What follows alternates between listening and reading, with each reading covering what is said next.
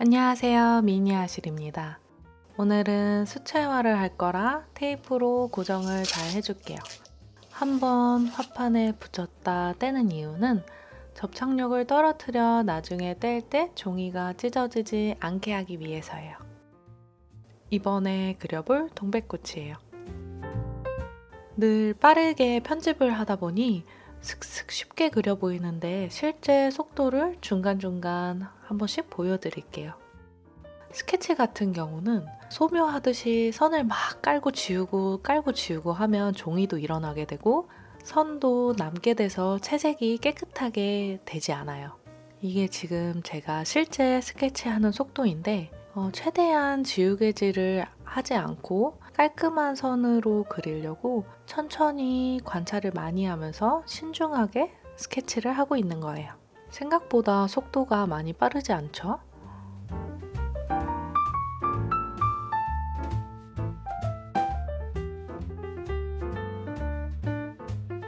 배경을 칠하기 전에 먼저 이렇게 테스트를 해봤는데 사물이 없는 경우에는 굉장히 매끄럽게 분위기가 잘 나왔거든요.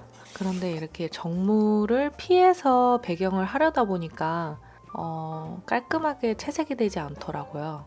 이번에 사용해볼 마스킹 액이에요. 집에 굴러다니는 망가진 붓을 가져와서 종이컵에 덜은 다음에 사용을 하는 거예요. 공기에 닿는 순간 굳어가기 때문에 용기에 덜어서 망가진 붓을 쓰시는 거를 추천해 드릴게요. 이렇게 물이 닿지 않았으면 하는 곳에 칠을 해주면 됩니다.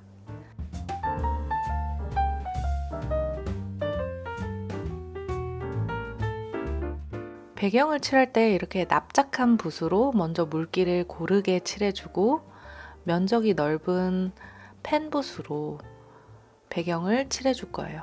이런 둥근 붓은 호수가 커지더라도 면적이 좁아서 배경이 깨끗하게 칠해지지 않더라고요.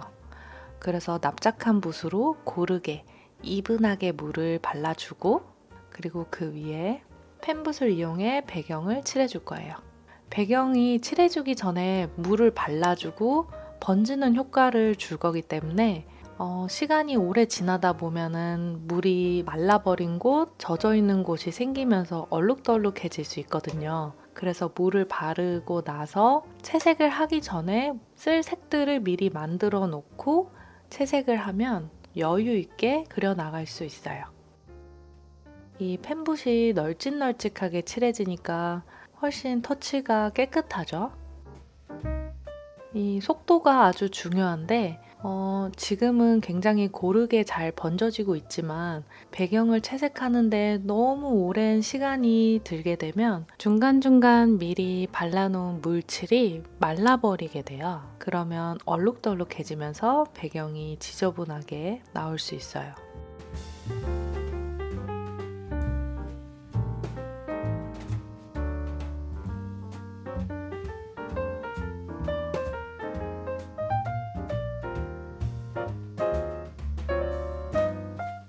아직 마르기 전이라면 이렇게 색을 더해서 자연스럽게 섞이도록 만들어 줄 수 있어요.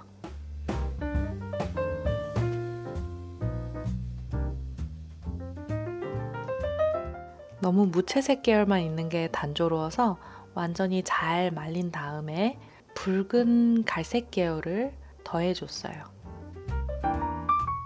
훨씬 더 따뜻한 느낌의 배경이 되었죠.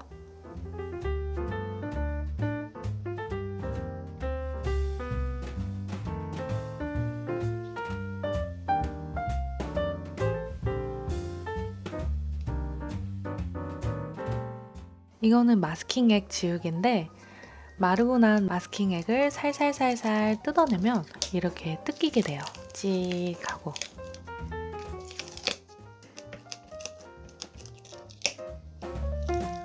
손톱으로 긁어도 뜯어지기는 하는데 종이가 상할 수 있으니 마스킹 지우개를 추천을 해드릴게요.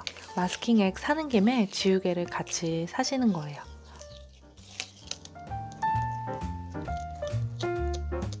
마스킹액을 떼어놓고 나니까 마스킹이 있던 자리는 흰 도화지 그대로 잘 보존이 되어 있죠.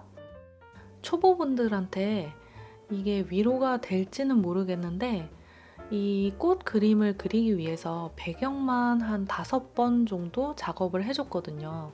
마음에 드는 배경이 나오지 않아서 여러 번 이렇게 저렇게 시도를 해보고 영상을 찍어 본 거예요. 이제 동백꽃을 들어가 볼 건데 먼저 얇게 분위기를 만든 다음에 점점 세밀하게 채색을 해볼 거예요. 보통 빨간 동백꽃을 생각하게 되는데 이 아이는 다홍빛이 도는 연한 핑크색이었어요. 그래서 로즈마더에 오렌지색을 섞어서 기본 베이스 색을 깔아준 다음에 중간중간에 어두운 색을 추가해주고 있어요.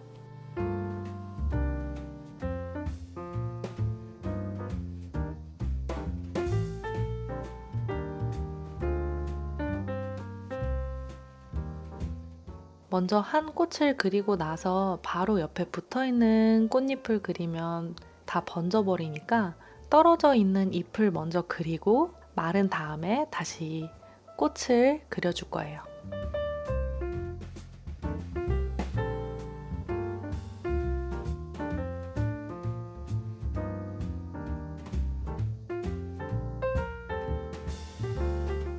지금 꽃잎도 그렇고 꽃술도 그렇고 처음부터 진한 색을 확 올려주는 게 아니라 연하게 베이스를 깔아준 다음에 점차 레이어해서 선명하게 올려주는 방법으로 그려줄 거예요.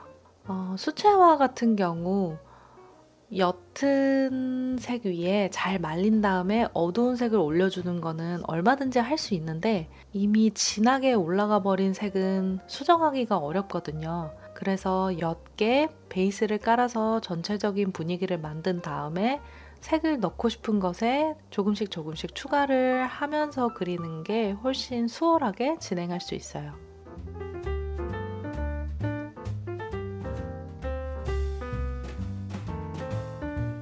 색을 좀 더 넣고 싶은 곳에 붉은빛을 더 넣어주고 있는데 지금 레이어를 해서 두 번째 칠을 해주는 거잖아요. 앞에 칠해준 베이스가 잘 말랐는지 확인을 하고 올려주셔야 해요. 그래야 종이도 일어나지 않고 깨끗하게 채색이 올라가요.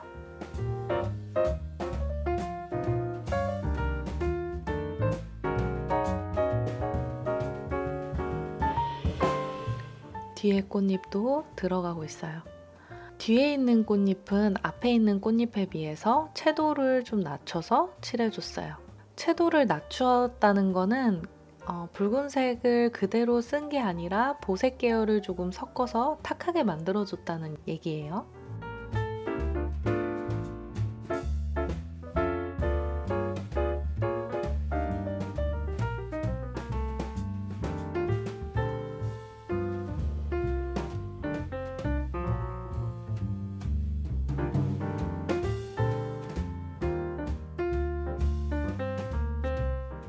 바로 붙어있는 꽃잎들을 그리지 않고 꽃잎을 그리고 멀리 떨어져 있는 나뭇잎을 그리고 이런 식으로 해야 되는데 지금 이 꽃잎은 제가 마르지 않고 바로 붙어있는 뒤에 꽃을 해버려서 번져버렸거든요. 그래서 앞에 꽃잎이 완전히 잘 말랐는지 확인을 하고 옆에 붙어있는 꽃잎을 그려줘야지 번지지 않아요.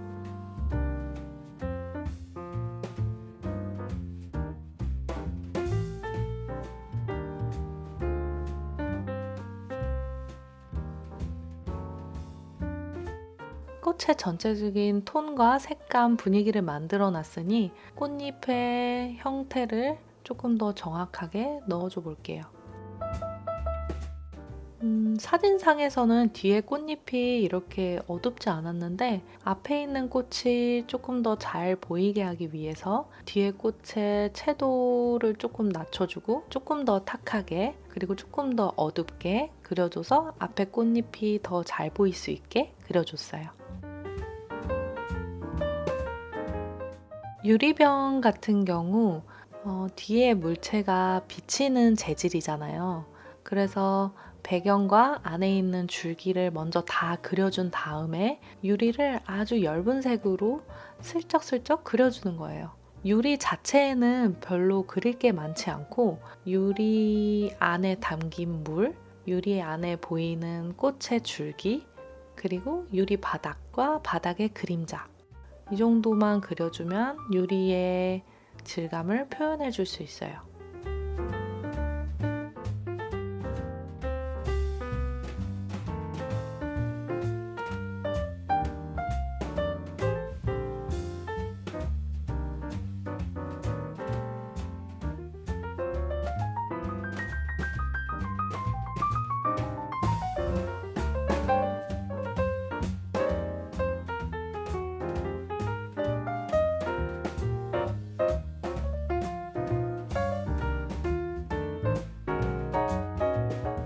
유리 그리는 사이에 꽃이 말라서 다시 꽃으로 돌아와 묘사를 해줄게요.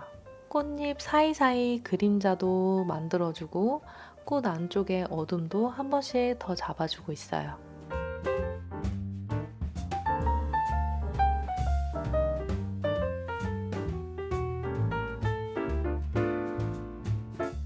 이렇게 좁은 면적을 그릴 때는 물감을 만든 다음에 옆에 있는 휴지에 물기를 조절을 해서 그려줍니다. 좁은 면적을 그릴 때 붓에 물기가 많다면 넓게 번져버리겠죠?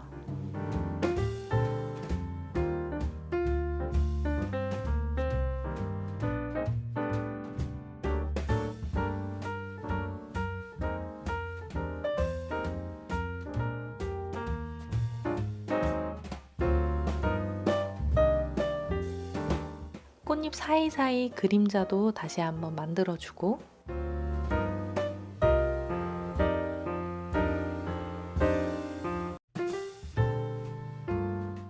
이파리도 다시 한번 더 어둡게 잡아주면 꽃이 더 잘 돋보이게 되겠죠?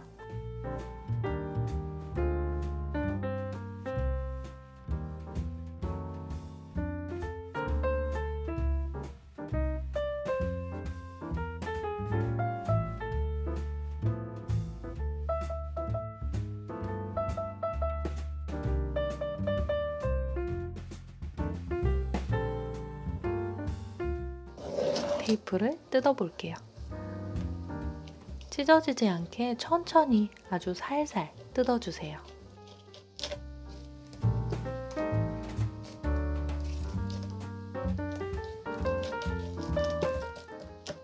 테이프를 뜯고 나면 테두리가 깔끔하게 정리가 되기 때문에 완성도가 훨씬 더 올라가 보이죠? 네, 저는 이렇게 마무리하고 다음 시간에 또 좋은 그림으로 돌아올게요. 안녕!